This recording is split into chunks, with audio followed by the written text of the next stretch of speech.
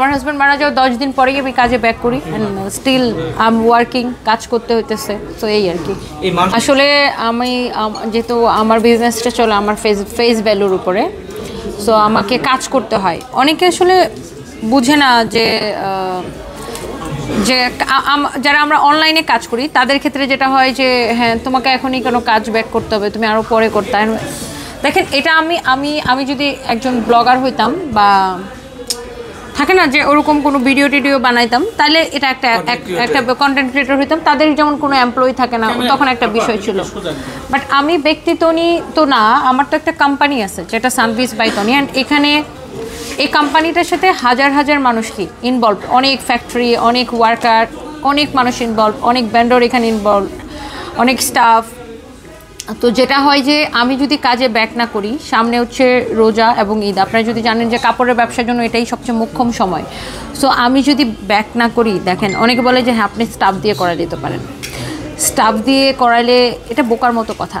Staff যদি ব্যবসা চালাইতে পারতো তাহলে তো স্টাফরাও কোম্পানির মালিক হয়ে যেত, ইজন্ট ইট? স্টাফরা যদি ব্যবসা চালাইতে পারতো তাহলে ওরাও কোম্পানির মালিক হইতে পারতো। সো যে যার বিজনেস সম্পর্কে সে কিন্তু ভালো জানে, সে জানে কোথায় তাকে কোন জায়গায় কীভাবে এফোর্ট দিতে হবে। সো আমাকে যেমন ধরেন একটা মেয়ে সরকারি চাকরি করে বা যে কোনো কাজ করে, তার হাজব্যান্ড মারা গেলে গভর্নমেন্ট কি তাকে 40 দিনের ছুটিতে পাঠাবে তো না, তার কাজ করতে হবে, কাজ বেক করতে হবে। কাজ একটা ডিফারেন্ট জিনিস, আর আপনার মন কি বলতেছে সেটা আলাদা বিষয়, ব্যক্তিগত বিষয়। তো আমার ঠিক সকালবেলা যখন সাপ্লায়ার ফোন দিয়ে বলে আপা আজকে পেমেন্ট দেওয়ার ডেট ছিল, পেমেন্টটা পাঠান, তখন মানসিক শক্তি এমনিতেই মনে করেন যে দুর্বলতা সব পালা। আমরা অফিসে যাও, লাইভ করো, কাজ করো, সাপ্লায়ারের পেমেন্ট করো, দ্যাটস ইট। আমি একটু বলি ভাইয়া, আমার লাইভগুলো দেখবেন, মানে আমার পেজে যারা আছে না, মানে আমাকে কিন্তু 99% মানুষই অনেক সাপোর্ট করে, অনেক ভালোবাসে। আমি জানি না অনেক মানুষ এখানে যারা আপনাকে দেখছেন, আমার কাছে মনে হয় না যে আমাকে হেট করার মতো আমি কোনো কাজ করি, মানে আমাকে সবাই ভালোই বাসে। বাট কিছু মানুষ থাকে না যে সব জায়গায় সবাই, ধরেন আপনারা এখানে যারা আছেন দেখবেন আপনাকে হয়তো এখানে সবাই ভালোবাসে না, কেউ না কেউ আপনাকে হেট করবে। দেখেন আর আমরা সোশ্যাল মিডিয়াতে কাজ করি, এখানে মানে সংখ্যাটা এত বেশি বড়, আর এখানে ধরেন সব শ্রেণীর মানুষ, সব ধরনের মানুষ ফেসবুকে অ্যাক্টিভ। আমরা না নিজের গণ্ডির বাইরে ধরেন চিন্তা করতে পারি না। ধরেন আমি যেই জায়গায় থাকি ওই পরিবেশের বাইরে কিন্তু আমি চিন্তা করতে পারি, নিজের শিক্ষা দীক্ষা, পারিবারিক শিক্ষা থেকে এর বাইরে চিন্তা করি না। কিন্তু যারা কমেন্ট করে নেগেটিভ, ও কিন্তু ওর গণ্ডির বাইরে আমাকে কমেন্ট করতে পারতেছে না। ও জানে না যে কিভাবে একটা বিজনেস রান করতে হয়, কিভাবে স্ট্রাগল করতে হয়। ও মনে হচ্ছে তুমি কাজ থামায় বাসায় বসে থাকো, বাট আমাকে যে কোটি কোটি টাকা পেমেন্ট করতে হয়, আমার যে অনেক রেসপন্সিবিলিটিস, তো এগুলো তো আসলে মানে ওরা বুঝে না বুঝে অনেকে কমেন্ট করে, আবার অনেকে আক্রমণ করে। আর আমার কাছে মনে হয় যে ধর্ম অবশ্যই আমরা এক এক ধর্মের অনুসারী হয়তো, বা আমাদের দেশে বেশিরভাগই মুসলমান, আমরা মুসলমান। আমি নিজে আমি থাকে না যে আসলে ধর্মের বিষয়টা নিয়ে না আমি ধরেন যে ক্যামেরার সামনে কথা বলা বা শো অফ করা, যেটা যে আমি উমরাতে গেছি, আমি নামাজ পড়তেছি, ছবি দাও, আমি দান করতেছি। আমার কাছে মনে হয় আমি ডান হাতে যেটা দিব সেটা আমার বাম হাতে জানবে না। আমি নামাজ পড়ে ফেসবুকে ছবি দিব, সিম্পিতি নিব, আমি ওই ধরনের মানুষই না। আমার কাছে মনে হয় ধর্ম জিনিসটা মানুষের মনের। সো নির্বোধ লোকেরা হচ্ছে ধর্মটাকে হাতিয়ার হিসেবে ব্যবহার করে অন্যজনকে আক্রমণ করার জন্য। ওইদিকে দেখেন সে নিজেই হয়তো নামাজ পড়ে না, কিন্তু সে নির্বোধ লোকেরা অনেক সময় আমাকে আক্রমণ করে ধর্মীয় বিভিন্ন বিষয় নিয়ে, বিশেষ করে একটাই ইস্যু যেটা হচ্ছে পোশাক আশাক নিয়ে অনেক সময় আক্রমণ করে।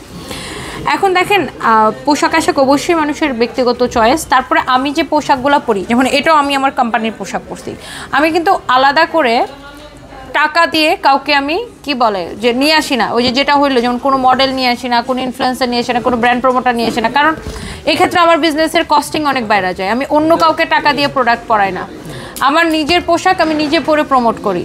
সো মানে সব কিছু আমার কি পার্ট অফ বিজনেস।